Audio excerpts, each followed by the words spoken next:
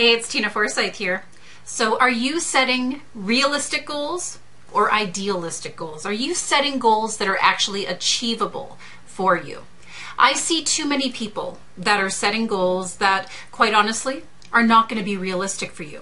They're not going to be achievable for you.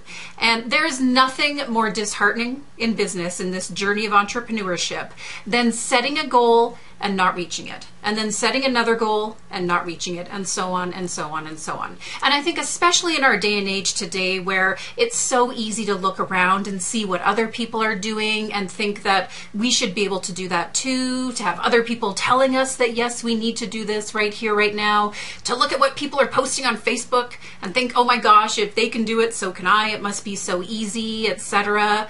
The fact of the matter is that yes, I am all for setting big goals. Yes, I am all for taking quantum leaps and making huge strides and moving quickly and all of that. All of those things are very doable.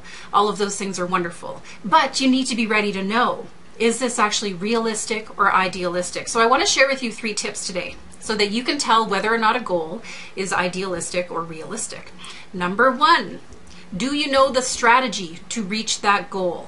Are you aware of the actual step-by-step process? The steps, the tactics, the ideas, the process and so on that you need to take to reach that goal. It's not enough to wish for something.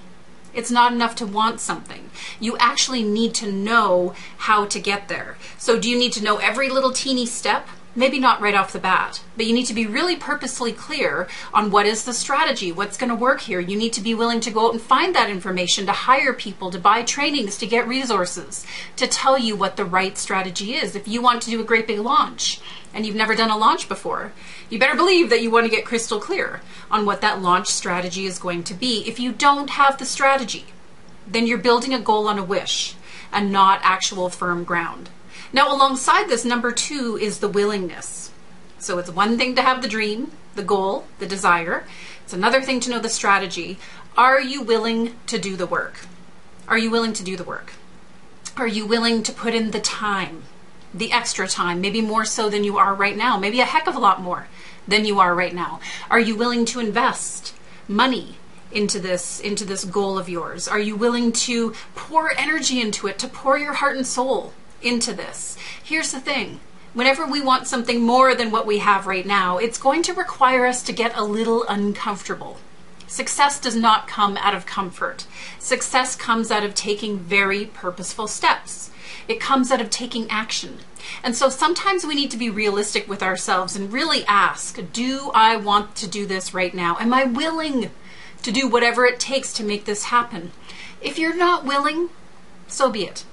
Sometimes it's okay to not be willing.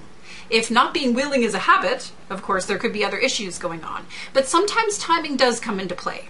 There's times in my business journey where I've taken a look at something and said, yes, I want this, I'm clear on the strategy, and because of various other things going on in business or life, I just didn't have the time or energy or effort available to be able to do that thing. That's okay.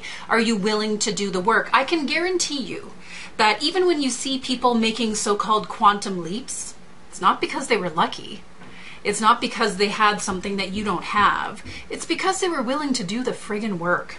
And especially if somebody's going to achieve huge things really quickly, they've been willing to get mighty uncomfortable in a very short period of time in order to make that happen. So you need to be willing to do the work. And last but not least is your mindset.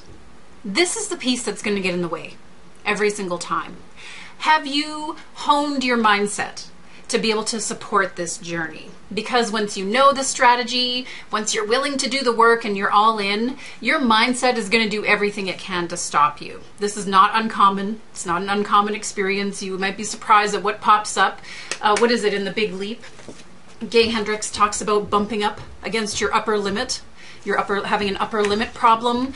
Basically, mindset is when you know what you're doing, you're able to keep focused, you have support around you, you might be part of a mastermind group or have a coach or have something around you set up in a way that your mind stays focused on the end goal, that your mind stays ready so that you can continue to do the work and move forward. You know, you want to be in a place where it's going to feel a little eek. That's normal. Any big goal is going to have an element of eek to it. It should feel a little scary. If it's not feeling scary at all, then maybe you're not stretching enough. If it's so scared you're like a deer in the headlights, then that's not healthy. You won't be able to take action. But know that it's okay to feel a little freaked out. It's okay to be a little worried. We just can't get buried up in here. This is the part that's going to get in the way more often than otherwise. So a realistic goal. Do you have the strategy? Are you willing to do the work and be honest with yourself about that piece? And are you set up so that you have the right mindset in place to take these steps and move forward? You have to think differently than you are now in order to get to where you want to be. Food for thought on your goals. Would love to hear your thoughts and comments. Just share here with the video. Until next time, it's Tina Forsyth. Take care. Bye now.